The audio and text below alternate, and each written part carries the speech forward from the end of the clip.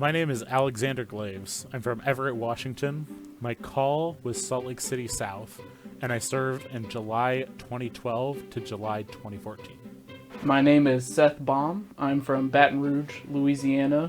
I was called to the Utah Salt Lake City South mission, and I served from June 2013 to July 2015. My name is Carolyn Jensen. I'm from Seattle, Washington area. I served in the California Bakersfield mission from September 2013 to March 2015. My name is Clark Jensen. I served in Tokyo, Japan from November 2013 to November 2015. All right, welcome back. So we're on episode 5, and we're going to be covering the second 6 months of our mission. Second quarter. You're grooving.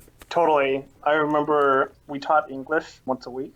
Mm-hmm. I felt like it was mostly a finding way, but it was also just kind of service. We did a free English class. Normally, people there have to pay basically $100 a lesson to have an English class taught by a native English speaker. Oh, wow. So that's that's a thing. Right. And it's a lot better than that because we had a lot of English speakers instead of just a single English speaker for a large class. Yeah. So a lot of people were pretty excited when we were like, hey, it's a free English class taught by native English speakers. And the only catch is it's at a church. And they're like, all right, yeah, I could roll with that. And anyway, yeah, so it was tons of fun. Loved doing it. But I remember as I kind of like transitioned into this, kind of like what you were saying, like second stage or mindset of the second stage evolution. Right, yeah. It stopped being just fun or just kind of a break. Because, oh man, it was so nice as a new missionary to have a break where I could talk to Japanese people in English and they were happy about it. Uh-huh. Rather than I would try and talk to them in Japanese and they would just be bored or wanting to get on with their life. Yeah. But once I got to this, second stage evolution, then it almost kind of became this like opposite problem where I'm there and I'm having fun teaching English, but I'm also just straining so hard to share the gospel without sharing the gospel because we were explicitly forbidden from like actively proselyting. Yeah, because you don't want to come off as a bait and switch. You want to be sincere about what you're doing. Right, yeah. So like teaching a lesson, explicitly forbidden, but there were a couple times where my companion and I marked down a lesson taught during the hour that was English class, and our district leader was like, hey, wait a second. That's what I feel like the mindset change was for me. That's so interesting to me because, I just have a hard time being like, yeah, you're here to, preach the gospel, but also don't. Right? Yeah, it felt so backwards. No, I actually think that's super cool, too, because it does feel backward, but it's all about, perspective, right? Right. And ultimately, the amount of trust and, the ethics of it is a lot better when you do it like that. Totally. I mean, across the mission, we probably had somewhere between 1 and 2/3 of all baptisms came through English class. Yeah, it's all about, like you said, trust and, showing people that, no, we didn't just teach you English to get you. You don't have to be an investigator to get free English class. The free English class is a service. But so in my area, in fact, this is in the second 6 months, but it reminds me of this guy in Willow Creek in Sandy. Now this place is old money Sandy, right? And there's this guy, Brother Mangrum, who is the wildest board mission leader I've ever had. He and his wife volunteered doing tours at Temple Square. He had a name tag and everything. But every morning in their briefing, they were told, listen, your job is to be a tour guide. Right? You're not here to proselyte to people who are here visiting on vacation. Your job is to be welcoming and show off Temple Square. And if they ask, if they invite it, then absolutely. And Brother Mangrum every morning would stand up and be like, okay, everybody, don't listen to what they just said, in front of them. It's I believe thoroughly that every member is a missionary, and it's my job today to hand out 3 Book of Mormons. And these poor elder couples would just roll their eyes and be like, okay, Brother Mangrum. And darn straight. And anyway, that's what that reminds me of. Yeah, that's about what it felt like. Oh, man.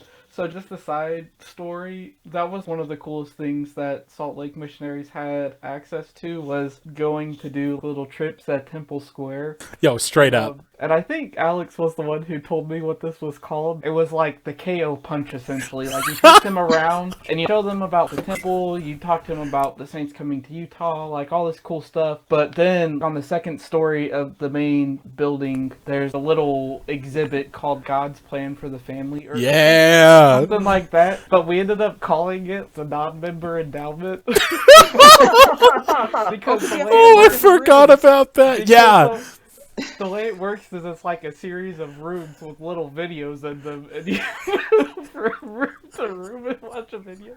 I talk about it lightly and as a joke, but it really was just a spiritual KO punch to the face of the soul or whatever, because the spirit was there. Because, that's what the gospel is largely about, is having eternal life with our families, the people that we care most about. Totally. It brought the spirit, and These videos were straight cash money. I swear, if we were having an investigator who was hemming and hawing about baptism, like, oh, I don't know, or they weren't keeping their commitment, like 98% of the time we would take them to Temple Square, and at the end we'd ask them to commit and be baptized. It was always yes, and it always happened. It was like so awesome. Yo, seriously, like this place, just access to Temple Square. You go there, you feel the spirit on Temple Square. You watch God's Plan for Families, and you're just like, oh my gosh, this is straight the gospel. And yeah, the best place to solidify baptisms. We took every investigator there, and every time we did, it turned weak investigators into strong investigators, and strong investigators into golden investigators. That's so awesome. Sick. I was always literally holding back tears every time I saw it, because it was so good. Ah, man. If missionaries were struggling with not having investigators progressing, it was just like, are you going to Temple Square? It's like, no. Like, listen, it's a break from your routine, and it's the best thing you can be doing. Yeah, that sounds awesome. Speaking of Temple Square, we just happened to run into this teenager. His name was Utah, which isn't that uncommon of a name in Japan. Really? Yeah, it's the spelled same way? differently. Okay, so it's like a Japanese word. It's not just like Yeah, Utah. but him specifically, it really was the state Utah. His parents named him after the state of Utah because they both very coincidentally toured Temple Square and were put in the same tour group and hit it off, had an awesome time at Temple Square, and ended up dating and getting married, and liked their experience in Utah and Temple Square so much that they named their kid Utah. Man, that's heartwarming. Right? Cool. But then didn't join the church. They didn't investigate the church at all until they got back, until their son just happened to run into the missionaries and was like, oh, yeah, my parents basically named me after your church. I think maybe, yeah, sure, I'll take the lessons. That sounds interesting. I feel like that's a bit of a facepalm for the Lord. He's like, oh, come on, guys. Like, Right? you're so close. Like, Yeah, got him on the second one. They could tell it was important. They just didn't know why yet. Yeah, that's really funny. So when I think of going into that zone, Kearns was this unique place in the mission where the motto when I got there was, when you come to Kearns, you stay in Kearns. And I was like, oh, haha. But I ended up spending like the first 7 months in Kearns, right? Dang, that's a long time. Yeah, I remember literally like getting my mission transfer, and I was just crossing my fingers, like literally crossing my fingers, like, just get me out of Kearns, get me out of Kearns, get me out of Kearns. And I got called to Sandy, right? I got called to Willow Creek and Cottonwood Heights, and I was like jumping on my bike. I was so excited that I was falling on my pedals and speeding way ahead of my companion. So we transfer over to Sandy, and I get to the house, and I'm whitewashing the area. Now, for those of you who haven't been on a mission, what whitewashing is where both of the elders got kicked out, or both of the sisters got kicked out, or left or transferred or whatever. And so there's 2 new missionaries in the area. So whitewashing is such a unique experience because you're starting from the ground up. You're just like, I have no idea about the members. I have no idea about the current work. If you have active investigators, I don't know them, you know? And so all of a sudden we have to introduce ourselves, and there isn't a handoff there because of the way transfers work. When transfers happen, the elders leave and the new elders come over. You don't get an opportunity opportunity to sit there and work out the future, right? Right. The change just happens, and if it's a whitewash, then you are strangers in a strange land with few notes in a book somewhere. Yeah. Right, yeah, you've got the area book. Hopefully. they Area book took isn't good very notes in good. the area book. But, like, listen, here's the thing, though. It was whitewashed. The area book's probably garbage, Yeah, you're not wrong.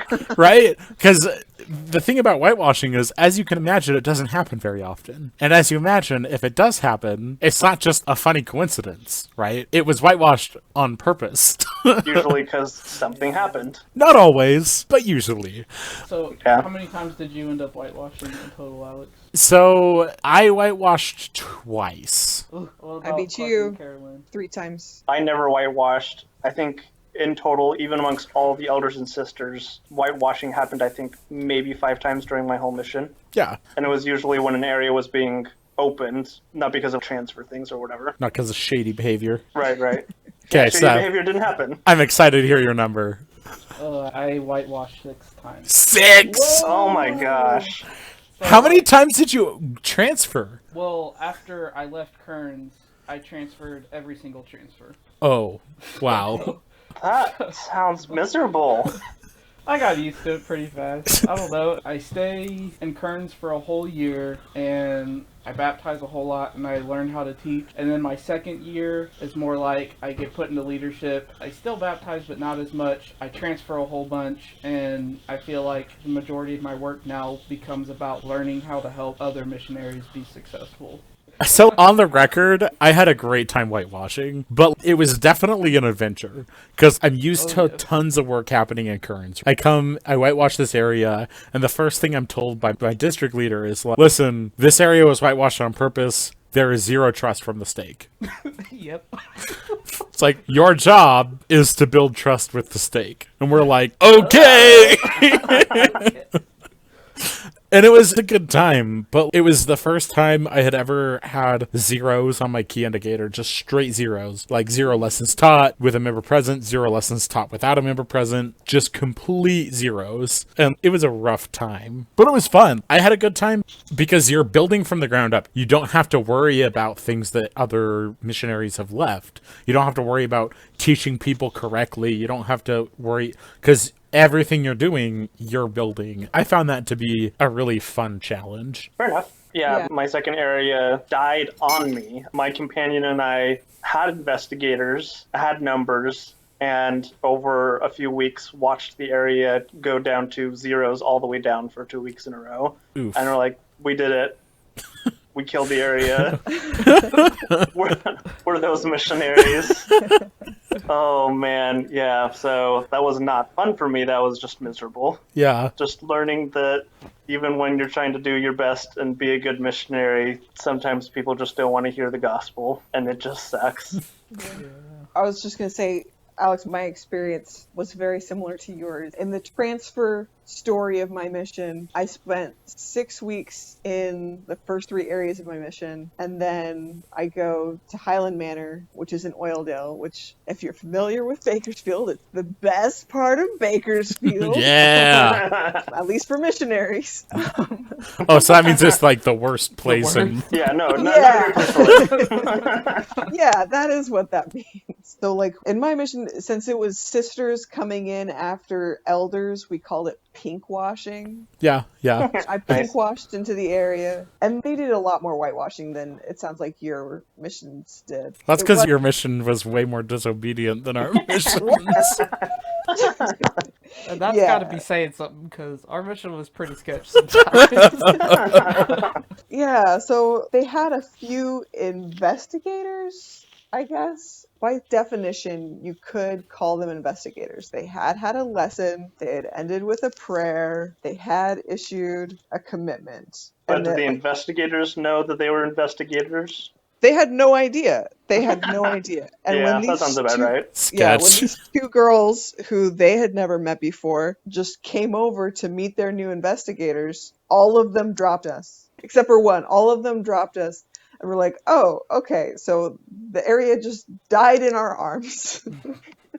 Woof. Yeah, it was a great time though to build up, and since I got to stay there for 3 transfers, so 4.5 months, this was the first time I got to see a lot of the arcs that people would take and see people's journeys a lot longer instead of wonder what happened to them. There's one sister who she'd been less active. The elders had been teaching her for a while, but she just had a lot of shame that she needed to work through before she was ready to come back to church. And all we really needed to do was just come over once a week and talk to her and teach a little lesson with her. And she did all the work on her own. Over a couple months, she quit smoking, which she didn't even tell us. Oh, She wow. was like, I used to have to hide my cigarettes when you guys would come over, but I haven't smoked in a while. Yeah, she just quit smoking and she started actually coming to church, and she started deciding that she wanted to get temple ready. She did all the work on her own. I thought that was so cool. That's awesome.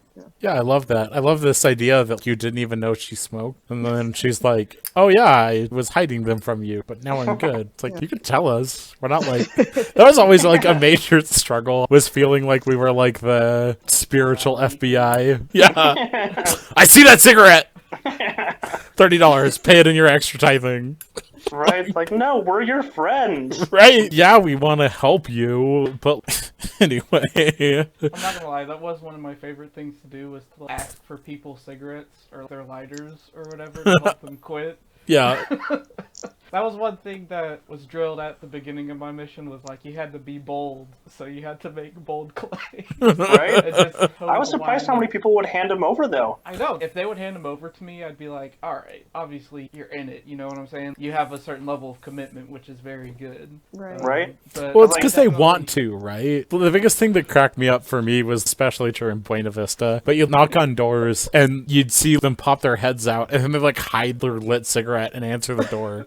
It's like, first off, what do you think? I don't have a nose. It's second off, chill, it's fine. But yeah, I agree with the idea of asking, give me your cigarettes. I think that's really cool. But also it's different from just blatantly hiding them. Yeah, I don't know. There is a certain kind of joy that I would get after asking somebody, okay, are you really committed to quitting smoking? Okay, well then can I have your cigarettes? Or can I have your booze or whatever? And just taking it and being like, I don't know. Something about being a missionary, holding a pack of cigarettes in your hand, was like, this is probably the most ironic thing that someone could see. We better get rid of this. I had a zone leader teach a principle in a district meeting that has really resonated with me, which is when we're tracting and I feel like I should knock on a door. Is that a prompting? Is that not a prompting? Is that just me trying to get promptings and me being over eager? You've all been on that situation where you're doing a line of houses and you're like, I feel like I should knock on that door, and you either do knock on the door and nothing comes from it, or you end up not knocking on the door and you're like, oh my gosh, I Wondered if just something missed should out. have. Right? Just like Carolyn in LAX or wherever. Right. And the lesson was this, that like, it doesn't matter, because what's happening is either it's a prompting or it's not. If it's a prompting, you should act on it, and that's going to open doors, and frequently it did. If it's not a prompting, then what you're doing is you're investing in the Lord and saying, listen, if you give me a prompting, I'm going to follow it. I'm not going to sit here and wonder, should I follow it? Should I not follow it? Is this actually from you? And so just putting yourself on the Lord's errand, it builds trust with the Lord. It makes him so that if he does give you that prompting, then you know you're going to act on it. He knows you're going to act on it. And that's how doors are open. Yeah. Plus, like, at least the way that I thought about it is, if you go through the things that identify that at least it's from God, does it help lead you or others towards Christ? Is it a good feeling? Will it lead to good or noble actions? Then Right. even if I'm on the edge of, I'm not sure if it's a prompting or not, at the very least, it's just a good thing to do. I'm a missionary. Probably knocking on that door is something God wants me to do, even if he's not directly in my ear saying, please go knock on that door. Right. But yeah, mission's an awesome place to learn how to discern when the Spirit is saying something and what it's saying. Yeah. And also just to put those things into action. Totally. Because you have so many opportunities every day throughout the whole day to feel a prompting and act on it and often see results. Yeah, for real. unrelated story, but in my first area, there's this brother, we're just going to call him Brother Takano. And he was a less active member. He was trying to come back to church. We were teaching him, and he was probably, I think, in his late 30s. And he worked for the Japanese equivalent of the CIA, which we thought was super cool. He would show us his badge, and he had what, at least we could tell, really high clearance. So yeah, we thought it was super cool. But I remember one night, one of the elders in our apartment was having to go home early for some kind of physical issues. So we were riding the train with him back to the mission home so that he could get on plane the next morning and go home. And he knew that this elder was going home and was pretty close to him, so messaged us that evening, basically like as we're getting on the train, like, hey, have you guys left yet? I want to say bye to that elder. And we're like, I mean, we're literally getting on the train right now. There's pretty much no way for you to say bye. And he's like, well, tell me what line you're on. I'll meet you on that train as you're going. And we're like, okay, I mean, like, go forward and try. And sure enough, he did meet us with a bouquet of flowers for each of us. And we're like, oh, I mean, that's nice. Thanks, I guess. And then it starts to get super weird. So strap in. I'm buckled in. Yeah. Oh my gosh, this was like the craziest night of my early mission life. So he gives us each a bouquet of flowers and gives us this, right? Gives this elder a hug, says bye, and then he pauses for a second. He's like, I need you guys' help. And we're like, okay. By the way, like, this is my very first transfer. My Japanese is garbage. So Sorry, I'm just having... Can I do a quick pause? Yeah.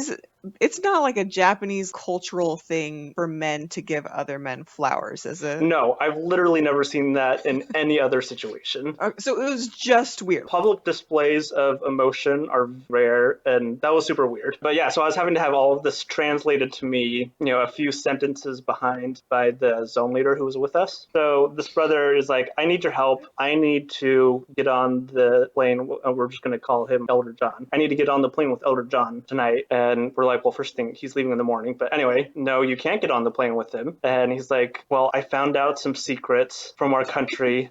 And they know that I know, and I can't live with it anymore. And I need to flee the country with the secrets. And we're like, no freaking what? And we're like, this can't be real, but this is his actual job. And he's like, I have to escape the country. And he pulls out the equivalent of $10,000 cash. And he's like, this is everything I have. And he's like, oh, also, and reaches down into his bag and pulls out blue glasses, like glasses you put on to prevent the glare of a computer. And he's got like 24 of them in the bottom of his bag.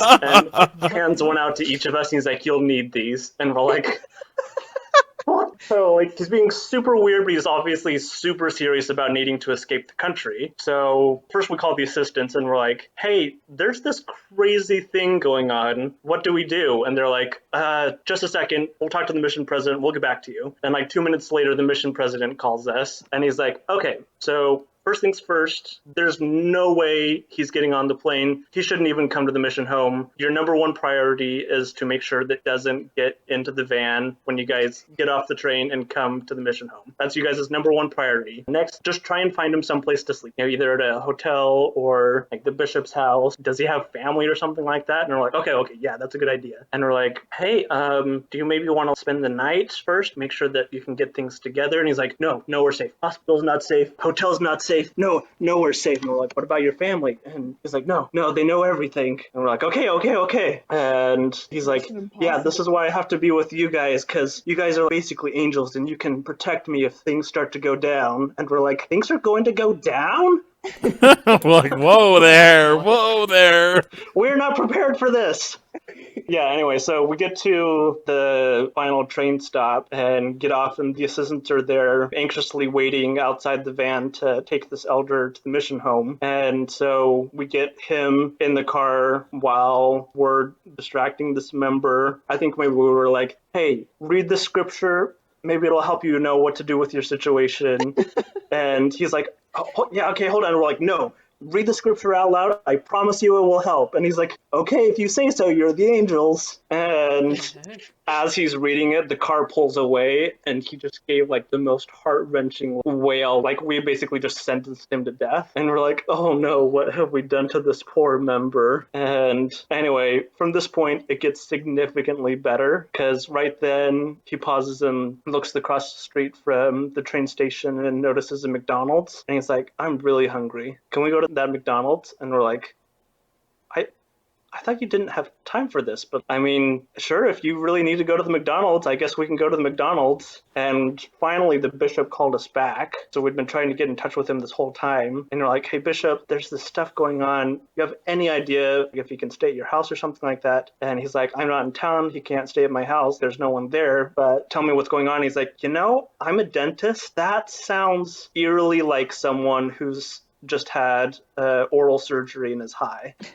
And we're like, oh my gosh, I pray that is what is going on right now. And sure enough, when this member ordered food, he ordered like a dozen of those pie things, ate half of one, went to the bathroom, puked, came out feeling much better, and then realized that he could stay with his family, at least for tonight, before he escaped the country. And then we asked him if he had a dentist appointment recently, and he was like, oh yeah, earlier today.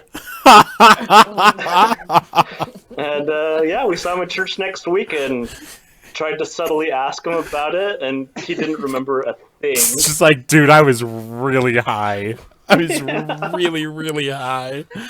So, Makes yeah. you kind of wonder, though, like, what if he did know stuff, you know what I'm saying? Right? Like, oh, Just yeah, kinda, my like, companion and I brought it out. talked so much. We're like, how much should we ask him? Because I do really want to know. But, yeah, Right. Anyway, That's yeah. crazy, man. That's crazy. That was like the second week, too. So I have this great story. It's a little similar, but not really. So Let's like, hear it. I'm excited. yeah, this was still in Kearns. We were running around, and our relationship with the Spanish elders in Kearns was really strong. Like, on the night of their first baptism, we knew that they had baptized this family, and so we snuck into their basement with Nerf guns and waited for them to get home and surprised them and gunned them down with these giant Nerf guns that we had. Really fun time. We constantly were working with them, bouncing off investigators. They would send us referrals, we would send them referrals, etc. Nice. So one day, they're like, hey, we have this referral for this family for you to teach. And we're like, sweet. Where are they? And we get the address. They're like, just so you know, they don't speak English. And we're like, so wouldn't they be your job? And they're like, well, not exactly. And we're like, okay, whatever. If you don't want him, we'll take him. We'll take him. Yeah. And so we go and knock on their door, and they see us, and they're like, oh, come in, come in. And they're this Arabic family. They're from Egypt, and they don't speak any English. They speak Arabic. Okay. And we don't speak Arabic, right? Right. Yeah. We're like, okay. So kind of a little bit of an impasse. Yeah, so we're kind of pantomiming, and eventually one of their daughters goes and grabs a laptop, and we teach the first lesson over Google Translate. We start this lesson at like 9 o'clock. It's the last house we're planning on going to. We're obviously not planning anything to come from it, so we just knock on the door or whatever. So by the time the lesson's over, it's like 10:30. But anyway, so we're teaching this lesson through Google Translate, and Elder Henry, my companion at the time, he looks at me and he's like, wait a minute, Brother Frost, the ward mission leader from their ward, has an Arabic Book of Mormon. And I'm like, why? He's like, well, 2 months ago, he felt strongly that he needed to get an Arabic Book of Mormon and also to learn Arabic and like brush up on Arabic. And we're like, okay. Brush up on Arabic. Right? Brother Frost doesn't have a job at the State Department. He's just a dude, right? I think he's a coder. But he has a prompting to get an Arabic Book of Mormon and try to learn Arabic 2 months before this. And so we text him, and he's like, I'll bring it over. And he brings over this Arabic Book of Mormon, and we're like, here you go. Crazy that you guys knew that he had that too. Right, because I didn't know, but Henry knew somehow. Anyway, and so we finish this lesson. We get out at 10:30. We're like, holy cow. So, like, we talked to the zone leaders, and they're like, did you teach them? And we're like, yeah. And they're like, you need to text President Miller. And so we do, and like 2 minutes later, he calls us. Like, so you came across an Arabic family. And we're like, yes. Did you teach them? And we're like, yes. And he's like, Yes, we're missionaries. yeah. And he's like, heavy sigh, I really wish you hadn't have done that without talking to me. Okay, well, it's not like you did anything wild, like give him a Book of Mormon or anything. What? And we're like, actually, we gave him an Arabic Book of Mormon. Pause. Heavy sigh. I really wish you hadn't have done that, elders. We're like, what? And he's like, it's not that you're not allowed to teach Arabic. Of course you're allowed to. You just need to talk to a mission president before you do. And on top of this, these people were refugees that came over from Egypt. And so you want to make sure that, kind of like with the English lessons, that you're staying as far away from looking like we're bringing over refugees in order to baptize them. Because that's not what we're doing. Now, luckily, they were actually brought over by the Catholic Church. And Oh, thank yeah, goodness. but there are a lot of refugees that come over in Salt Lake. But anyway, it turned out to be one of the coolest teaching experiences. We had President Miller with us for the next 3 lessons. We ended up getting the church's Arabic translator. Dang, nice. Yeah, and man, when he walked in like the 3rd or 4th lesson, and like Rehab, she's the mother, her eyes just lit up. She told us, she's like, you brought me a present, because she hadn't spoken fluently in Arabic to effectively anybody by her family in so long, and they were fantastic. But that one night where we just got off the call with President Miller, we're like, I don't know what's going to happen. He's like, what have you done? Like, yeah, he like made it sound like we caused Destroyed the church and the Right, for and I'm remix just- in the U.S. right. So anyway, it was a really funny but really powerful experience.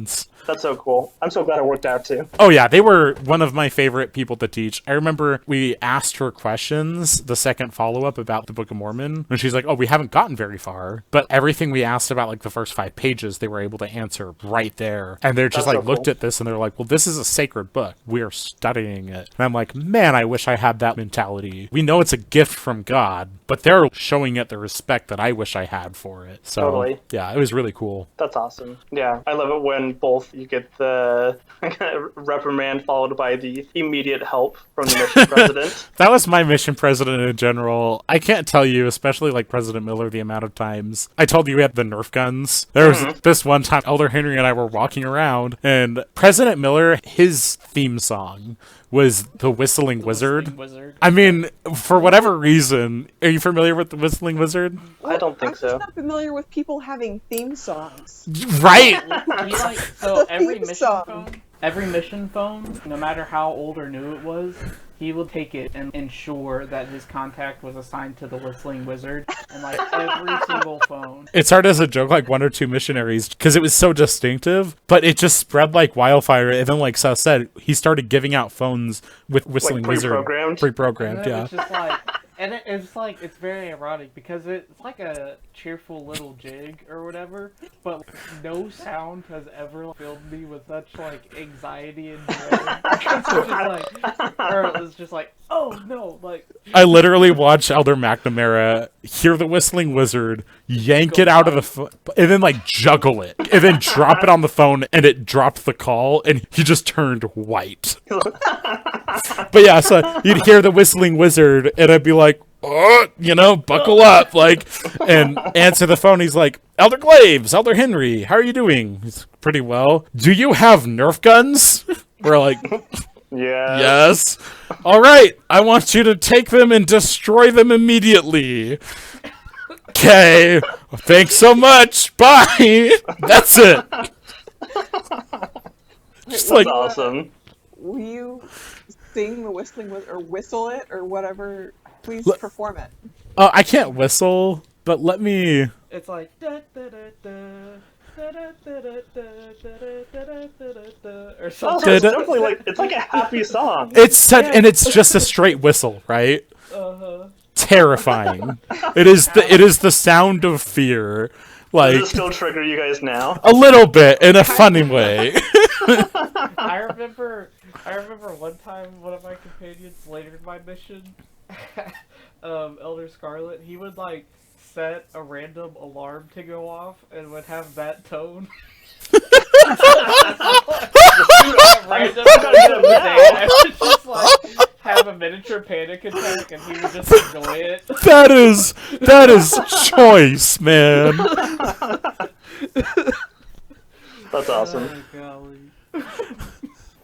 So during this period of mission, our mission received a visit from then Russell M. Nelson. He was a member of the 12. He wasn't a prophet nice. then. Yeah, it was very cool. So there was a huge mission conference, and it took place about, I don't know, like an hour and a half from where our area was. So we figured we'd carpool with the other sisters that we shared a ward with. And I was in a tripan at the time with, let's call one of my companions, Sister Johnson. So Sister Johnson is driving because she had actually just come from where this was taking place. So we were like, oh, great. She knows the lay of the land. And we'd been told before this point, it's very important to get there early. Get there at least half an hour early. And if you're not going to be there on time, you probably just shouldn't even show up because this is big. And you're like, So well, we're- I definitely want to see Elder Nelson, so we better be there. Right.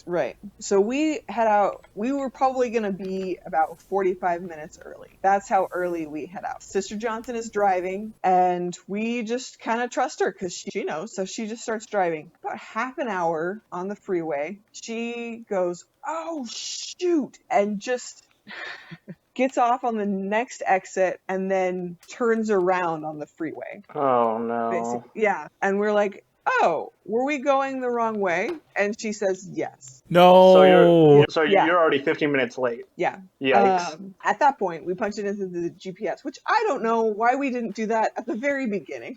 Really, if the stakes are high for you to get somewhere on time, it's really just a good idea to just put it in the GPS. Anyway, so put it in the GPS, and it says we're going to be about 15 minutes late. So Sister Johnson starts just gunning it. And I mean gunning it, like 120 miles an hour. Oh, wow. Nice. Yeah, we are going so fast. That's the fastest I've ever driven in a car. And my other companion is not happy about it.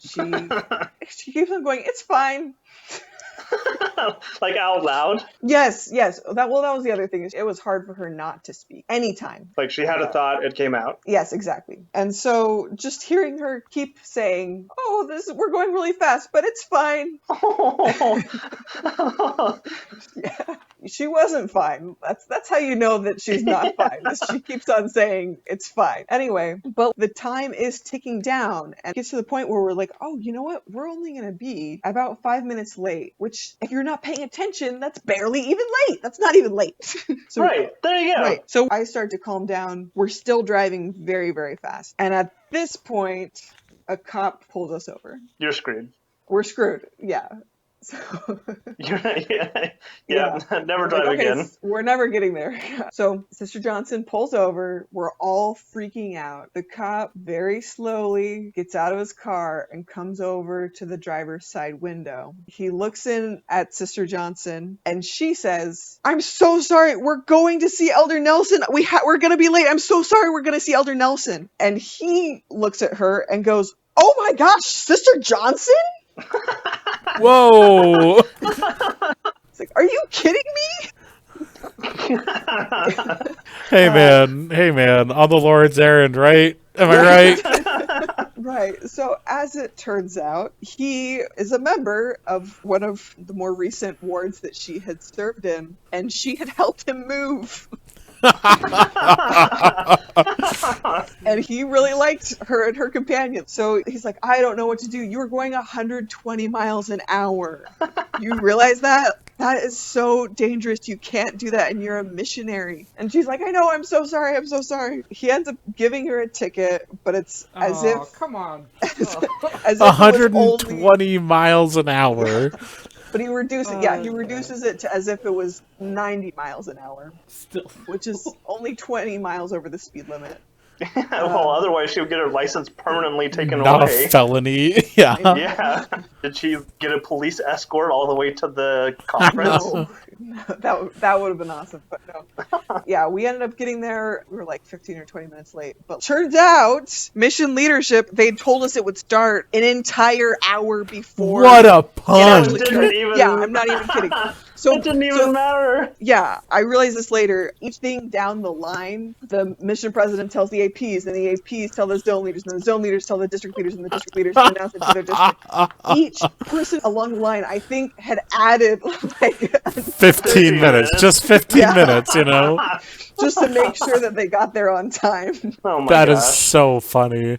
So we got there and we waited in the chapel for 40 minutes for the whole thing to start. I wouldn't have been mad unless we had almost got thrown in jail overnight.